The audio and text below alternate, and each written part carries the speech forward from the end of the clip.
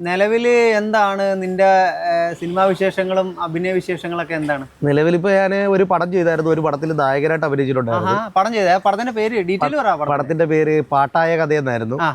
Amazing സിനിമാസിന്റെ ബാനറിൽ AGS Aneesh G സുകുമാരനാണ് പടം direct ചെയ്തത്. ബൈജു പി ജോൺ ആയിരുന്നു എൻ്റെ പ്രൊഡ്യൂസർ. തൃശ്ശൂരാണ് സാറിൻ്റെ വീട്. അങ്ങനെ നമ്മുടെ പാലക്കാട് വെച്ചിട്ടായിരുന്നു എൻ്റെ ചിത്രീകരണം കാര്യങ്ങളെല്ലാം. പടം തിയേറ്ററിൽ റിലീസായി. 65 തിയേറ്ററോളം ഉണ്ടായിരുന്നു. ഒരാഴ്ച പടം ഓടി. ഇനിയിപ്പം ഇനിയിപ്പോൾ യൂട്യൂബ് റിലീസ് ആവുന്നുള്ള ഇതിനാണ്. യൂട്യൂബിൽ OTTന്റെ ഒരു ഇതായിട്ട് ആവുമെന്നാണ് പറയുന്നത്.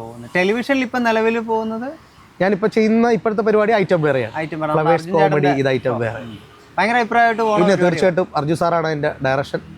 സാറ് അവിടുത്തെ ഐറ്റം വേറെ ഒരു വൈബ് എങ്ങനെയാണ്? പക്ക സൂപ്പറാണ്. ഇപ്പൊ നാട്ടിലെ കോമഡി എന്ന് പറഞ്ഞിട്ട് പുതിയ ആൾക്കാരെ കൂടെ ഉൾപ്പെടുത്തിക്കൊണ്ട് സ്കിറ്റ് ചെയ്യുക. അതായത് വീട്ടിലുള്ള ആർക്കും, അതായത് നമ്മളൊരു സ്കിറ്റ് കളിക്കണമെന്നുള്ള ആർക്കും വന്ന് പങ്കെടുക്കാൻ പറ്റുന്ന രീതിയിൽ ആ ഒരു പരിപാടിയിലെ സെഗ്മെന്റ് ജനകീയമാക്കി. തീർച്ചയായിട്ടും അതായത് നമ്മൾ ഐറ്റം വെയർ എന്ന് പറഞ്ഞാൽ ഒരു നല്ല ഫാമിലി, നമ്മുടെ വീട് പോലെ തന്നെ നമ്മൾ ഇതായിട്ട് കൊണ്ടു നടക്കുന്ന ഐറ്റം വെയറിൽ വരാൻ ആഗ്രഹിക്കുന്നവരോട് വല്ലതും പറയാനുണ്ടോ? തീർച്ചയായിട്ടും നല്ലൊരു ഓപ്പർച്യൂണിറ്റിയാണ് വരിക. നല്ല അവസരങ്ങളാണ് തരുന്നത് ഫ്ലവേഴ്സ് ചാനലിന്റെ ഭാഗത്തു നിന്നും.